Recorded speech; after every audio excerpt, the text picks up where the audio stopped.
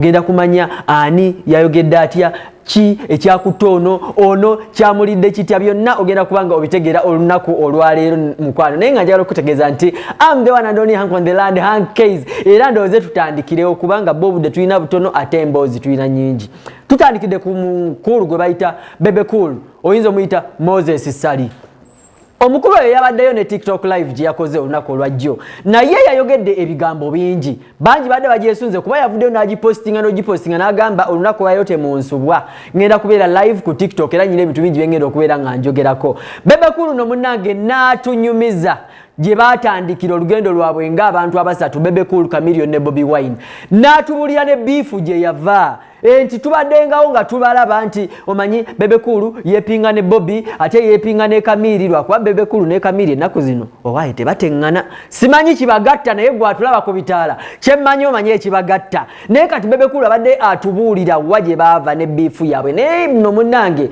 era nga bwe nkugambye nti situmanyi kibagatta yayogedde ku Chameleon n'agamba nti Chameleon omusajja oyo mulaba wadde munene azin musaizi alinga Case Chameleon mbu munnange kuva dasita era ye kuva dda bamutya akasajja ako nga bwe mukalaba mwe katonira mbu kuva dda kakuba nti era Chameleon ye muntu gwe tuyizogamba eyasooka okufuna ku ssente nga zivudde nga bolaba mu kampuni emu negamba nti omuyimbi ono tumutaddemu ssente yasooka okugula ne ku motoka ku ssente ezo ze baamuwa mbunge motoka yagireeta ne ku siteegi kikulaga status Chameleon gye yaliko edda nti ne banne be yayinanga nabo biifu kuva dda bamutya Bebe Cool n'avuddeyo n'omunene n'ayongera n'atangaza ne ku nsonga ez'enjawulo omubadde n'ebya maama wa Mugenzi Moze Radio kubeera nga munnange ate yavuddeyo n'agamba nti yeetaaga obukadde 3-5 basobole okugaziya oba basobole okugula awo wali ekijja ky'omugenzi then wagaziwe bulungi nnyo so that namwe abagenda okubeera nga mukyalirako oba okumulabako oba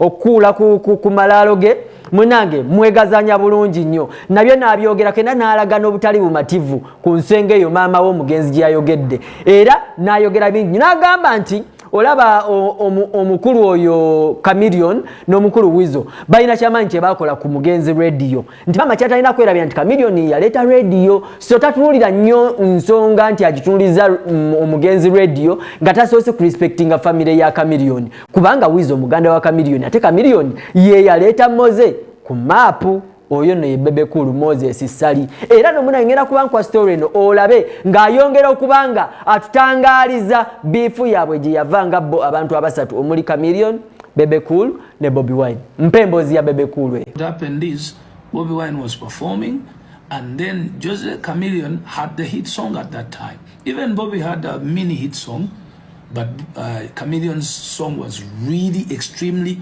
too big. Actually, it's the reason that I came back from Nairobi because of Mamma Mia. It had become the biggest thing that you can ever think about. I'll tell you the story about Mamma Mia and King of the Jungle later, on another day. So, Bobi Wine is on stage performing. Chameleon comes to the gig. But that same gig, Chameleon had already been paid a lot of money to do adverts for Nile breweries. So Chameleon went and bought a new car, which is convertible, a small tiny car. And then he came, Chameleon always had weird plans that only were good for him, not good for his opponent. That's how I learned how to plan. Because somehow, he just went and bought his car for just that one promotion.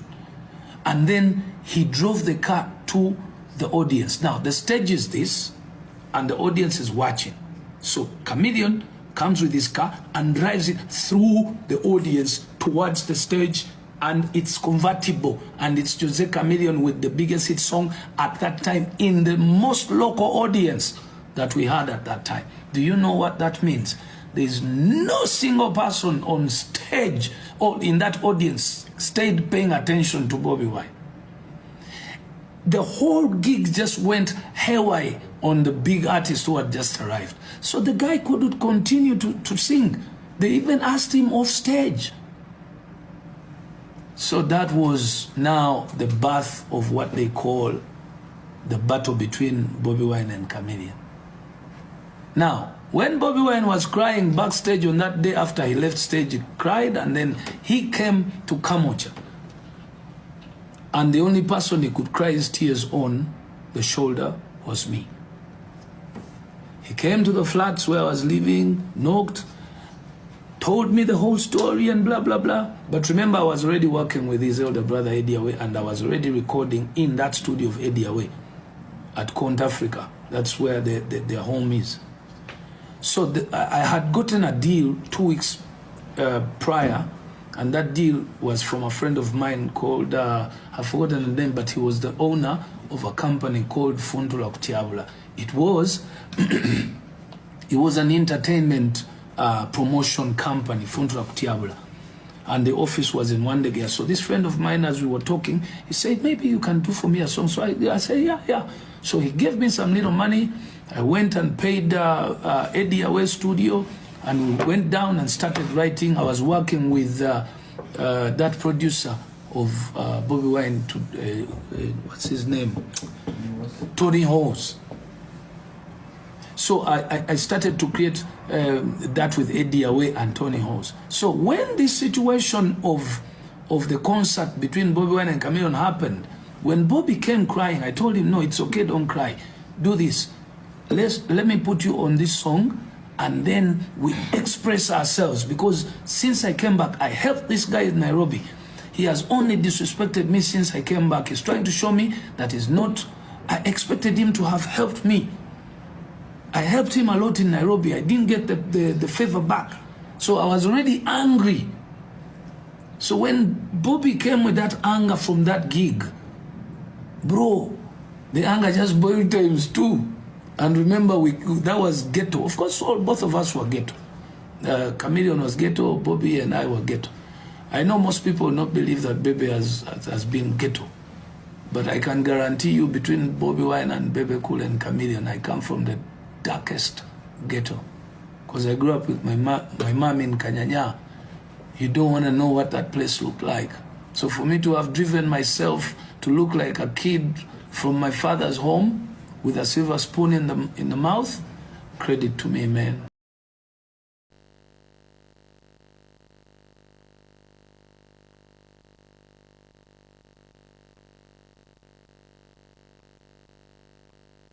What happened is, Bobby Wine was performing, and then Jose Chameleon had the hit song at that time. Even Bobby had a mini hit song, but Chameleon's song was really extremely too big. Actually, it's the reason that I came back from Nairobi, because of Mamma Mia. It had become the biggest thing that you can ever think about. I'll tell you the story about Mamma Mia and King of the Jungle later, on another day. So, waliwo ekintu kyesitategedde bulungi, namwe abatulaba kyenjagala mutubuulireko. Bebe Cool gwe tumanyi nga Planned Kid, naye Bebe okujjako nga oyagala tusika busisi eriyo, oŋŋamba otya nti gwe walaba ghetto esinga okubeera embi ku ya Bobby Wine? Kamiri nyiza obutakola ki, obutamutwalayo nnyo eyo.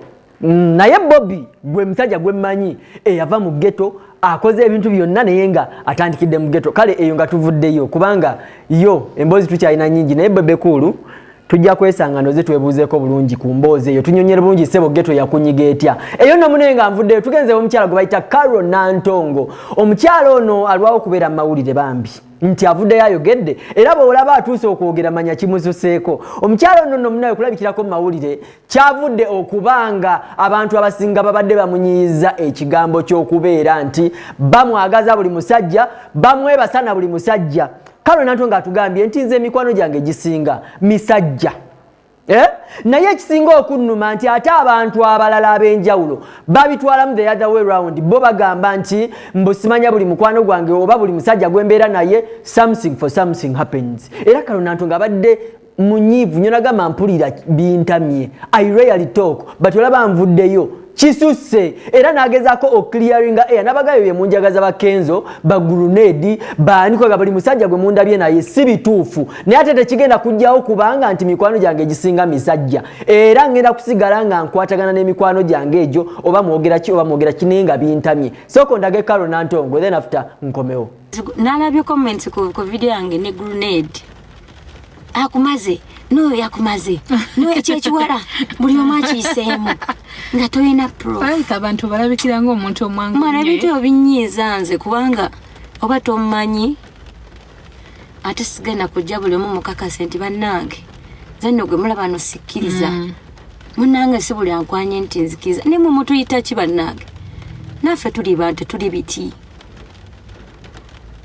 alezi temugenda kungana kubira na mikwano gyange balenzi kubanga ine mikwano emyezi gyose ngana kuba najjo abawala bo baga naye mumuleke ffe tulekerawo kubira ne bakyali baffe mbolo kubanga mugenda twogerera buli gwoyimiridde omanyi omuntu asobola wandika comment ng'olabira ddala nti alina proof ye ye kenyini akiraga alina proof gwe nina omuntu gwe nalabye yagambye grenade nawe grenade nawe kiyiseemu simanyi kyeyitiremu kubanga ekyo tekigana nk'okwegamba alinga mmanyenyi naye comment yanyiziza bannange muli too much bambi okitegeera bambi mulekerawo to disrespectinga ate muna ebintu byemukola birina was just that tebabamanyi mmwe temumanyikiddwa binyiza naye nga sina kyakkola nolemu abantu bajja tukesa tukyagala kubalinaana because buli gwolinaana oyo omwagadde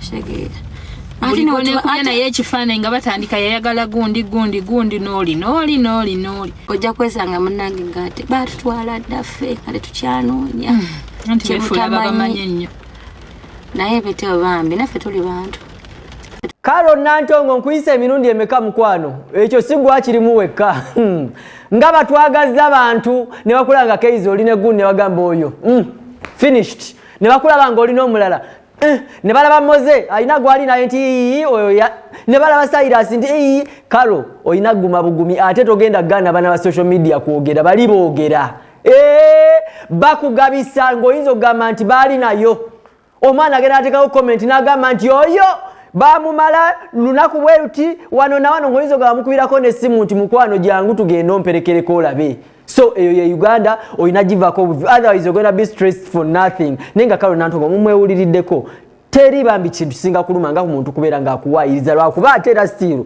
omanyize ndi munamawulire sijja kubeera side emu tewali mukka watali muliro katugenda tukole kusendeza bakama baffe then after tukomewo nkongereyo n'amawulire amalala mangi nnyo ewali omukka tewabula muliro kyekyo kyembadde ntegeeza tugende mu break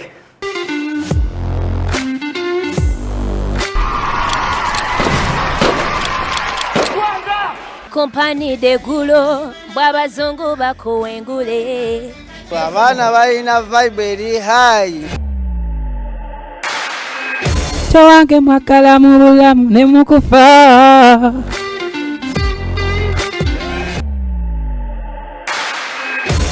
Sili retula mbele no kubitala wewe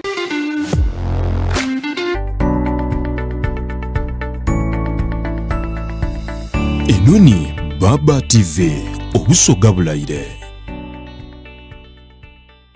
Omwana mulenzi acidic vocals Ugandan's Afrobeat singer the lyrically boy nanyini mavoka agatambuza bakyala kandagenage aguse ku cricket ovo mu concert emba jatumye ndi musoga ku Friday ngena kusomweza 3 Agosto emitwalo 2 VIP emitwalo 5 emeze emiliyoni 2 ono mwana mulenzi acidic vocal ajasi ndogomye miziki nimbwa yesigame mamba buli kayimba konna komanyi cricket ovo tujijuze nimwe abanyumira olulimi olusoga muliwa gwafumbirwa busoga olinayo mukwano gw'omusoga musoga wa musoga musaleko n'obuwala obuva idinda nga bucakala buwoza nife abasasula lente ate twamala twasula mu ndongo oba enumba tusasula yaki Friday nga 3 August Cricket Oval acidic vocals ne musoga bitegekeddwa Abitex Promotions biwagidwa Ugatunes ne Mama Baba Entertainment Limited wakati musana pereketya ng'entuuyo zikutulukuka ng'amazzi ng'obukowu be baana baliwo mu buli bulamu bwa muntu omukozi abamu ekiseera mwe yeetaagira okuddizibwa obujja to recharge addemu gaasi okumaliriza emirimu gye mu lunywa lumu lwokka bwe ruti akabanga drink akusuumuusa n'akutwala mu nsi ey'ebyewuunyo. Feel the rush of energy, the surge of vitality as Akabanga drink transforms your world. Akabanga drink ky'ekyokunywa ekizaamu amaanyi ekisogobwa mu bibala ebyaffe eby'obutonde omuli ennaanansi, omubisi gw'enjuki ogwongeza obuwoomi, kw'ossa rosemary akuwa akaloosa n'eddekende ery'omutindo ogwa waggulu ennyo. Weefunire Akabanga drink olwaleero okuva mu dduuka oba supamaketi ekuliraanye oba otukubireko. Akabanga, taste the power of plants today. 31st August 2024. Yo abantu bebusoga jinja ono waikibenda ndumide tuja nga 3 mulumu August wulira onabayo kupapopate jinja onabayo kupapopate jinja uda motors bagi backgrounds 31st August jinja tuja Wula, Eddie Kenzo, Spice Diana, Gravity Mutuju, Vinka Baby, Winning Wanji, Lil Pazzo, Wenkudi, Katalayan Kando, Acidic Foco, Exodus, Nange Kenyini, Waiki Benda. So, get your tickets at 10K. Now at a discount, dial 1*65*20# or download the Momo app. Gets open 3 p.m. The Purple Party, hosted by Douglas Ruanga. Yeah. Destiny Counter International Nejinja Christian Leaders Fellowship bakuleetedde omusajja wa Katonda Mukama bakozesa olutali luno omusumba ate nabbi omutuufu Prophet Charlie Sharp bakuva USA mu lukuŋŋaana lw'enjiri gaggadde olw'abalokole bonna naawe atannaba kulokoka Uganda Jinja City Jesus Healing Crusade mu Jinja Railway Grounds nga 8 okutuuka nga 11 gw'omunaana 2024 ku myezi olw'eggulo nga Mukama atandika okuyita mu bantu be. Leeta abalwadde, leeta abanyigirizibwa kasitaani, abalema be baaloga, abalina endwadde ezibalemeddeko kusabira olukuŋŋaana lwa bwereere nanti Yesu y'omu kyo leero n'emirembe gyonna. Uganda Jinja City Jesus Healing Crusade. Jango yetule wetaaga kulokoka. Enoni Baba TV obusoga bulayire.